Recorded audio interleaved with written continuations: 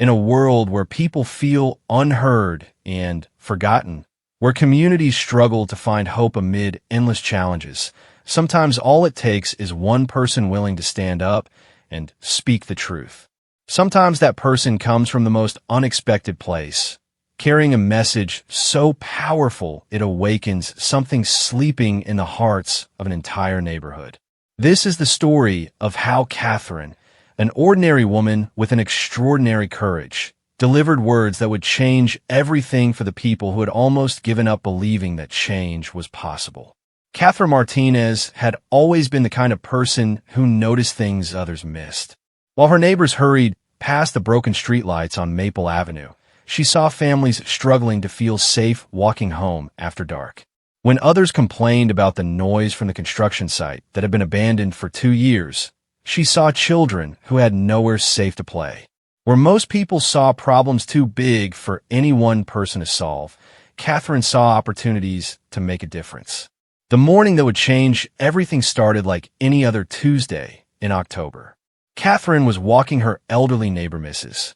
Chun to the bus stop, something she had been doing for 3 months since Mrs. Chun had fallen and broken her hip. The autumn air was crisp, and the leaves crunched under their feet as they made their way down the uneven sidewalk. Mrs. Chun moved slowly with her walker, but she never complained, and Catherine never rushed her. As they reached the corner where Pine Street met Maple Avenue, Catherine noticed something that made her stop in her tracks. A young mother was trying to navigate a baby stroller around a large pothole that had been growing bigger with each rainstorm for the past 6 months. The woman looked frustrated and tired, and as Catherine watched, the strollers got caught in the rough asphalt, nearly tipping over the stroller with a sleeping infant inside. This wasn't the first time Catherine had seen someone struggle with that pothole. Just last week, she had watched an elderly man with a cane carefully walk around it, nearly losing his balance in the process. The week before that, a teenager on a bicycle had hit the edge of it and scraped his knee badly when he fell. Catherine had been thinking about calling the city for months, but like so many other residents in the Riverside neighborhood, she assumed someone else would take care of it or that her one voice wouldn't make a difference. But watching that mother struggle with her baby stroller, something clicked inside Catherine. She thought about her own daughter, Maria, who was now grown and living across the country. She remembered pushing Maria in a stroller through these same streets 25 years ago, back when the neighborhood was different, when problems got fixed quickly and people felt like their concerns mattered. She thought about how Maria had called just last weekend, saying she was worried about Catherine living in a neighborhood that seemed to be falling apart. After helping Mrs. Chun onto her bus, Catherine walked back home with a new determination burning in her chest. She spent the rest of the morning researching who to contact about the pothole, but what she discovered made her realize the problem was much bigger than one damaged street. The more she dug into city records and community forums, the more she learned about all the issues that had been reported in Riverside over the past year with little to no response. The bus stop where Mrs. Chun waited every morning had a broken shelter that let in rain and wind. The small park where children used to play safely was now filled with broken glass and had swings that hadn't worked in months. The streetlights that used to keep the neighborhood bright and safe at night had been flickering or completely dark for weeks. Traffic signs were faded and hard to read. Even the mailboxes on several blocks were damaged, making it difficult for residents to receive their mail properly. Catherine realized that each of these problems might seem small on its own, but together they painted a picture of a community that was being ignored and forgotten. She thought about all her neighbors who were struggling with these same issues every day. Mrs. Rodriguez, who worked 2 jobs and barely had time to sleep, let alone call city offices about broken streetlights. Mr. Johnson, who was 78 years old and didn't feel comfortable navigating phone systems and bureaucracy. The young families who had moved to Riverside hoping for a safe, affordable place to raise their children, only to find themselves dealing with problems that seemed impossible to solve. That afternoon, Catherine did something she had never done before. She walked around her entire neighborhood with a notebook and a camera, documenting every problem she could find. She took pictures of the pothole that had nearly caused the mother to drop her baby. She wrote down the addresses of every broken streetlight. She noted which bus stops needed repair and which traffic signs were too faded to read safely. She documented the playground equipment that was broken and potentially dangerous for children. By the time she returned home that evening, Catherine had filled 12 pages with detailed notes and had taken over 40 photographs. Looking at everything she had documented, she felt overwhelmed by the scope of the problems, but also more determined than ever to do something about them. She realized that she had been living with these issues for so long that she had started to accept them as normal, just like everyone else in the neighborhood had done. That night, Catherine sat at her kitchen table and began writing something she had never written before, a letter to the mayor. But as she started to put her thoughts on paper, she realized that this wasn't just about reporting problems. This was about telling the story of a community that had been forgotten, about families and individuals who deserve better, and about the potential she saw in Riverside if someone would just listen and take action. She wrote about Mrs. Chun, who had lived in the neighborhood for 40 years and had watched it slowly decline. She wrote about the young mother with the stroller, trying to navigate broken sidewalks while keeping her baby safe. She wrote about the teenagers who had nowhere safe to hang out after school because the community center had been closed for budget reasons. She wrote about the small business owners who were struggling because customers were afraid to come to the neighborhood after dark. But Catherine didn't just write about problems. She wrote about solutions. She had spent hours researching similar neighborhoods in other cities that had successfully addressed these kinds of issues. She included specific suggestions for how each problem could be fixed, along with information about funding sources and volunteer programs that could help reduce costs for the city. More importantly, Catherine wrote about the heart of Riverside, about the people who made it a community worth saving. She wrote about Mrs. Rodriguez, who always had a pot of coffee ready for any neighbor who needed to talk. She wrote about Mr. Johnson, who still maintained a beautiful garden that brightened the whole block despite all the neighborhood's other problems. She wrote about the group of teenagers who had voluntarily cleaned up trash from the abandoned construction site without being asked, just because they cared about their neighborhood. As Catherine wrote, she began to understand something important. The message she was crafting wasn't just a complaint or a list of demands. It was a love letter to her community, a declaration that the people of Riverside mattered and deserved to be heard. It was an invitation for city leaders to see what she saw. Not a neighborhood that was beyond help, but a community full of people who cared deeply and were ready to work together if someone would give them a chance. By 3 a.m, Catherine had written a 4-page letter that captured everything she felt about her neighborhood and everything she believed it could become. She had included all of her research, her photographs, and her detailed suggestions for solutions. But most importantly, she had written with the voice of someone who truly loved her community and refused to accept that things couldn't get better. The next morning, Catherine made copies of her letter and began the process of getting it to the right people. She researched who the appropriate city council members were, which department heads needed to see her concerns, and which local media outlets might be interested in covering the story. She prepared packages with her letter, photographs, and supporting research for each person she planned to contact. But as Catherine prepared to send out her message, she realized that she was nervous in a way she had never been before. She was about to put herself out there as a voice for her community, to take a stand and ask for action. She wondered if anyone would listen, if anything would actually change, or if she would just be another person making complaints that would be ignored. Looking out her kitchen window at the neighborhood she loved despite all its problems, Catherine took a deep breath and made a decision that would change everything. She wasn't just going to send her letter to officials and hope for the best. She was going to make sure her message reached everyone who needed to hear it in a way that couldn't be ignored and wouldn't be forgotten. The woman who had always noticed what others missed was about to make sure that her entire community would finally be noticed too. Catherine's plan was bigger than anyone could have imagined. Instead of simply mailing her letter and hoping for a response, she decided to organize the first community meeting Riverside had seen in over 5 years. She knew that her voice alone might be easy to dismiss, but the voices of an entire neighborhood speaking together would be impossible to ignore. The next 2 weeks became a whirlwind of activity that transformed Catherine from a quiet observer into a community organizer. She started by visiting every neighbor she could find, going door to door in the early evenings when people were home from work. Her first stop was Mrs. Rodriguez, who lived 3 houses down and had always been friendly but distant like most neighbors in the area had become over the years. Mrs. Rodriguez answered the door, looking tired from her double shift at the hospital. But when Catherine explained what she was trying to do, the woman's eyes lit up with an interest Catherine hadn't expected. Mrs. Rodriguez invited her in for coffee and spent an hour sharing stories about problems she had been dealing with alone for months. Her car had been broken into twice in the past year because of the poor lighting on their street.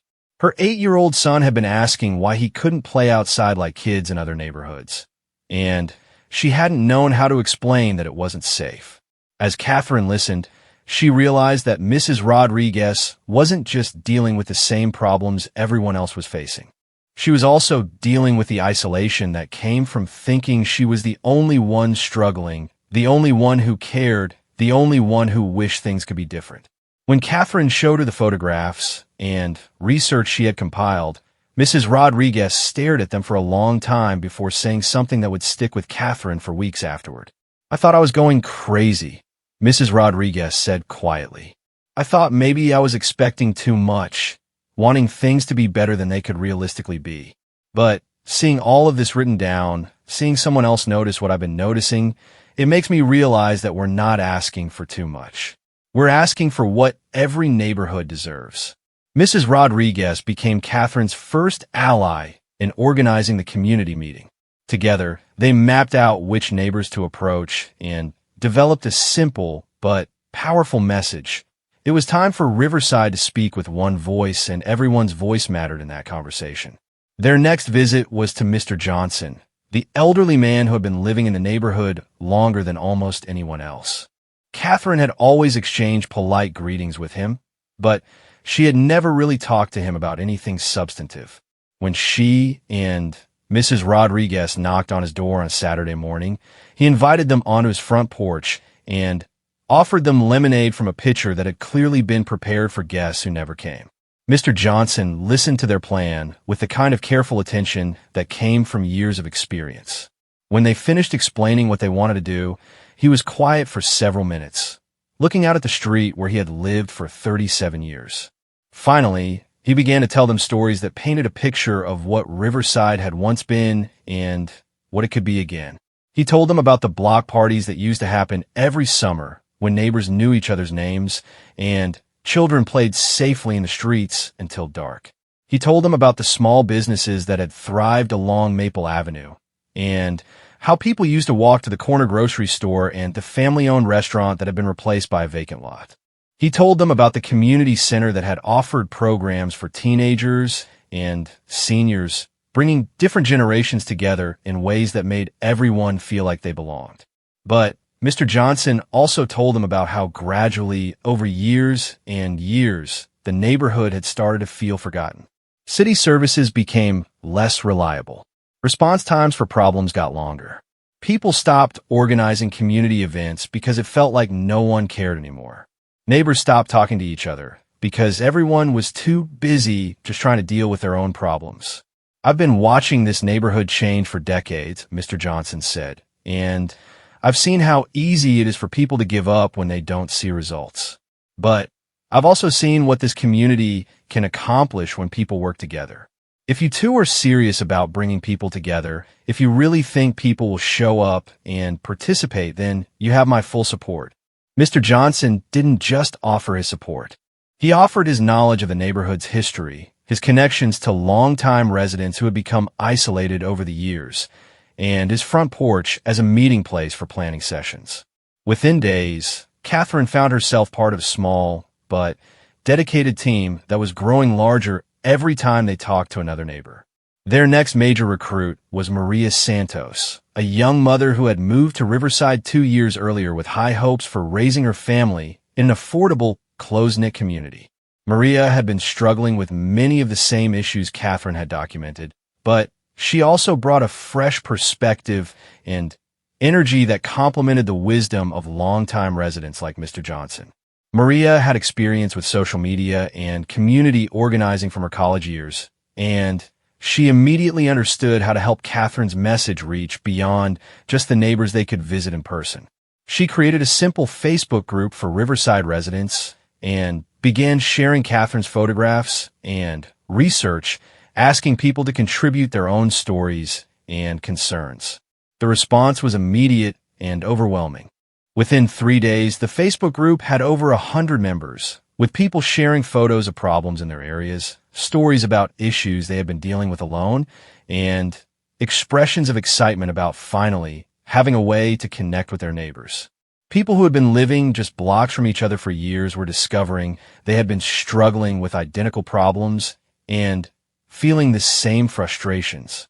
But the social media response also revealed something Catherine hadn't fully understood before. The problems in Riverside weren't just affecting longtime residents who remembered better times.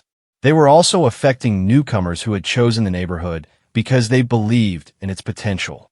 Young families, college students, and people who were working hard to build better lives for themselves were all discovering that they had more in common with their neighbors than they had realized. As word spread about the upcoming community meeting, Catherine found herself fielding phone calls and messages from people throughout the neighborhood. A retired teacher offered to help with organizing and facilitating the meeting. A local business owner offered to provide space if they needed somewhere larger than Mr. Johnson's porch. A group of high school students asked if they could help with publicity and logistics. Each conversation revealed new layers to the community that Catherine was discovering. She met Mrs. Kim, who ran a small alterations business from her home and had been struggling with customers who were afraid to come to the neighborhood after dark. She met David, a college student who had been walking 2 miles to a safer bus stop because the one in Riverside felt too isolated and poorly maintained. She met Jennifer and Carlos, a young couple who had bought their first house in Riverside because they believed in the neighborhood's potential, but were now wondering if they had made a mistake. All of these conversations were building towards something Catherine hadn't expected when she first sat down to write her letter to the mayor. What had started as one person's attempt to document and report problems was becoming a movement of neighbors who were rediscovering each other and finding strength in their shared experiences. The night before the community meeting, Catherine couldn't sleep. She kept thinking about all the people who had promised to attend, all the stories she had heard, and all the hopes that were now riding on whether they could turn their individual concerns into collective action. She had prepared her presentation carefully, organizing all of her research and photographs into a clear narrative about the challenges facing Riverside and the solutions that were possible if they worked together. But as she lay awake thinking about what she would say to her neighbors, Catherine realized that her message had evolved far beyond the letter she had originally written to the mayor. She was no longer just reporting problems or requesting services. She was inviting her community to remember what they could accomplish together, to see themselves not as victims of circumstances beyond their control, but as neighbors who had the power to create positive change. The morning of the meeting, Catherine woke up early and walked through the neighborhood one more time, looking at the same streets and problems she had been documenting for weeks. But this time, instead of seeing challenges that felt overwhelming, she saw opportunities for improvement that felt achievable because she knew she wouldn't be working on them alone. Mrs. Rodriguez had volunteered to help set up chairs and organize materials for the meeting. Mr. Johnson had prepared historical documents and photographs that showed what the neighborhood had looked like during its better years. Maria Santos had created simple flyers with key information and had coordinated with several neighbors to bring refreshments and childcare so that families could attend. By 6 o'clock that evening, The community center meeting room that they had managed to borrow was filling up with neighbors who in many cases had never been in the same room together before. Catherine looked around at the faces of people she had been talking to individually for weeks, and she felt a mixture of nervousness and excitement that she had never experienced before. As she prepared to deliver the message that had been growing and evolving since that morning when she watched the mother struggle with her stroller around the pothole, Catherine understood that she wasn't just speaking for herself anymore. She was speaking for Mrs. Rodriguez and her son who wanted to play outside safely. She was speaking for Mr. Johnson and his memories of what the neighborhood could be.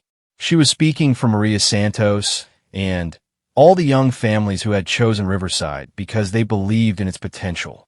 Most importantly, she was speaking to a room full of neighbors who were ready to listen, ready to work together, and ready to make their voices heard by anyone who had the power to help them create the community they all deserved to live in. The community center meeting room had never seen anything like what happened that Tuesday evening in October. What Catherine had hoped would be a gathering of 20 or 30 neighbors had grown into a crowd of nearly 80 residents, representing every block in Riverside and every demographic that called the neighborhood home. Families with young children sat next to elderly residents who had lived there for decades. College students shared rows with middle-aged professionals. Business owners talked quietly with stay-at-home parents and retirees. As Catherine stood at the front of the room, looking out at faces that were both familiar and surprising, she felt a moment of overwhelming responsibility. These people had come because they trusted her message, because they believed that something important was about to happen. The letter she had written to the mayor weeks ago had grown into something much bigger than she had ever imagined. And now it was time to deliver a message that would honor the hopes and concerns of everyone in the room. Catherine began by telling the story of the morning that had started everything. The moment when she watched a young mother struggle with her baby stroller around a pothole that had been ignored for months.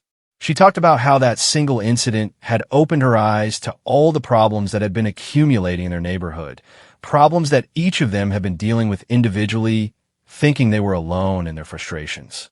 As she spoke, Catherine could see people nodding in recognition, some quietly pointing out issues to their neighbors, others taking notes or holding up phones to record what she was saying. The energy in the room was different from what she had expected. Instead of the frustration and complaints she had worried about, she sensed something more powerful: recognition and solidarity. Catherine shared her research methodically, using photographs and documentation to paint a comprehensive picture of the challenges facing Riverside. She talked about the infrastructure problems that affected everyone's daily life. The broken streetlights that made people feel unsafe walking home from work or school.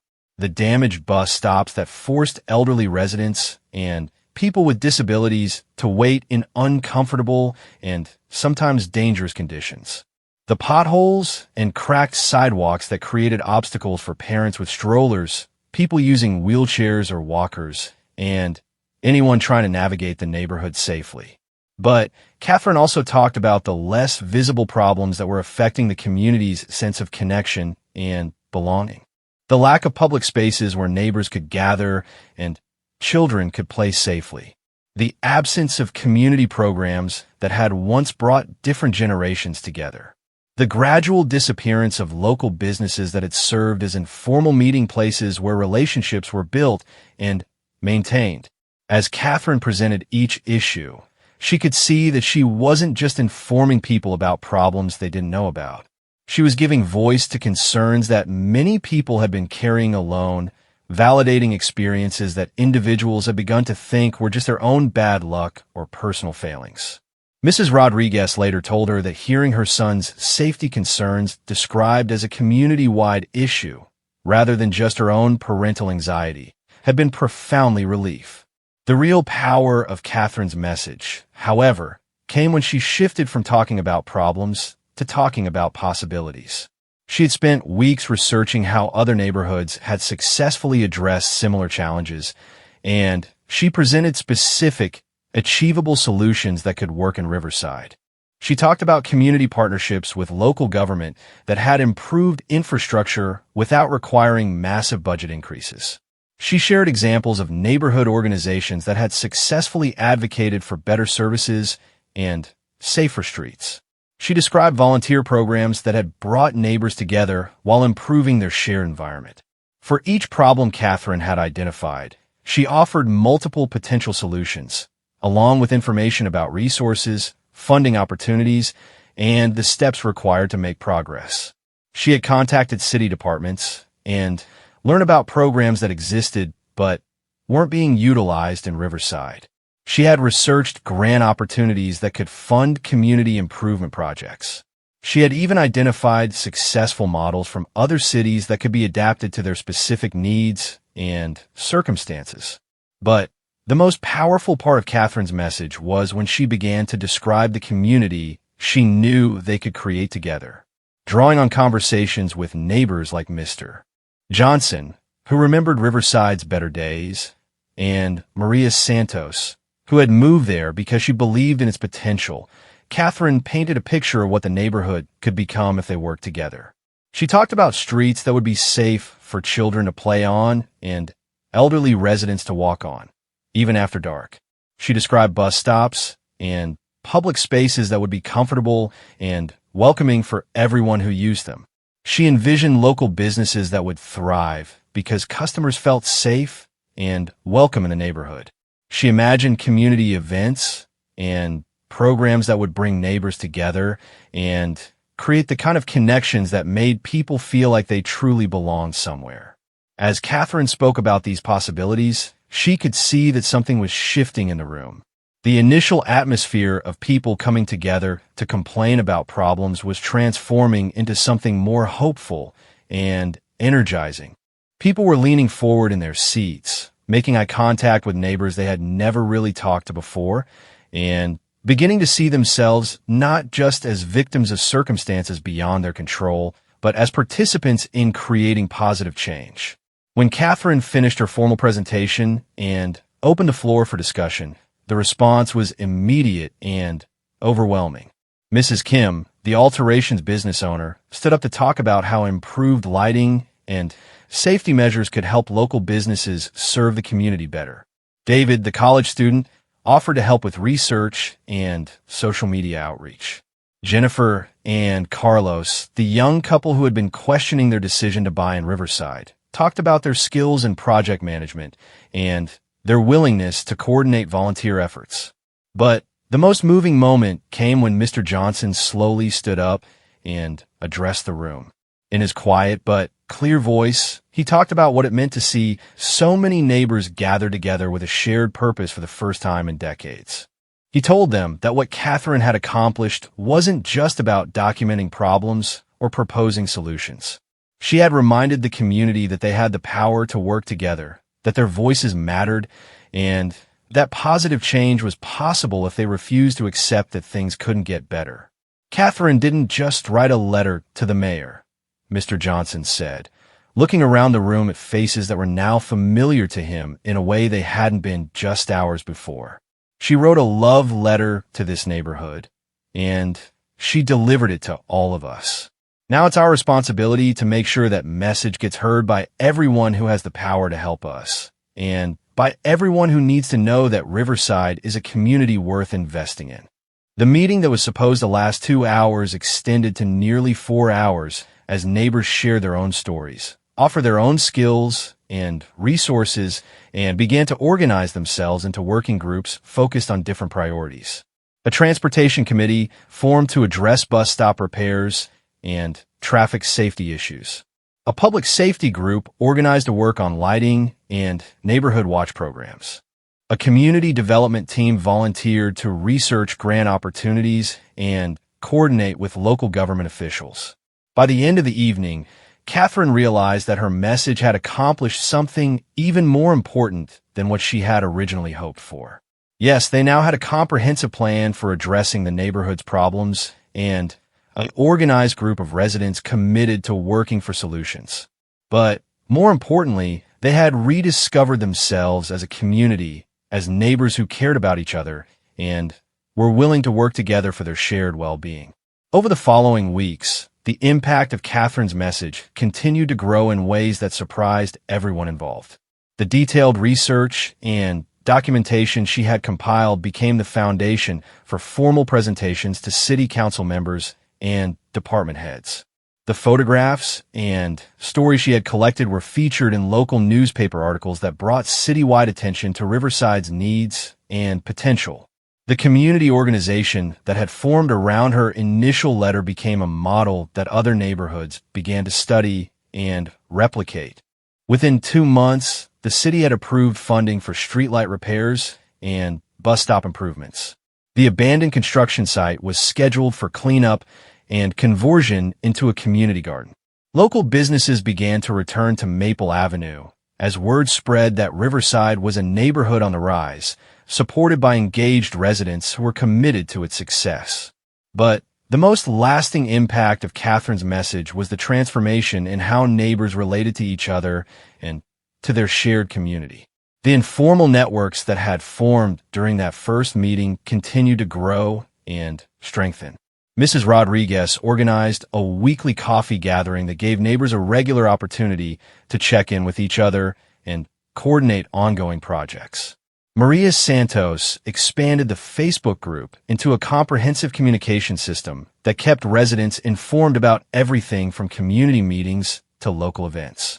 Mr. Johnson's front porch became an informal headquarters where neighbors stopped by regularly to share updates and plan new initiatives. Catherine herself was amazed by what had grown from her original letter to the mayor. What had started as one person's frustration with a pothole had become a neighborhood-wide movement that was addressing dozens of issues and creating new opportunities for connection and collaboration. She had set out to deliver a message about problems that needed to be fixed, but what she had actually delivered was a message about the power of community, the importance of believing that positive change was possible, and the difference that could be made when people refused to accept that things couldn't get better. The praise that residents expressed for Catherine's efforts was heartfelt and widespread, but Catherine always insisted that the real success belonged to everyone who had chosen to listen to her message and act on it. She had provided the initial spark and the research foundation, but the community had provided the energy, commitment, and collaborative spirit that made lasting change possible. As winter turned to spring, Catherine often walked the same route she had taken that October morning when everything began, past the repaired pothole, under the working streetlights, through the neighborhood that had become not just a place where she lived, but a community where she truly belonged. Her message had resonated because it was delivered with love, supported with research, and backed up by a genuine belief that positive change was possible when people worked together for their shared well-being. The residents of Riverside had responded with praise, not just because Catherine had identified their problems or proposed solutions, but because she had reminded them of something they had temporarily forgotten. They had the power to create the kind of community they wanted to live in, and their voices, when joined together, could not be ignored by anyone who had the authority and resources to help them succeed.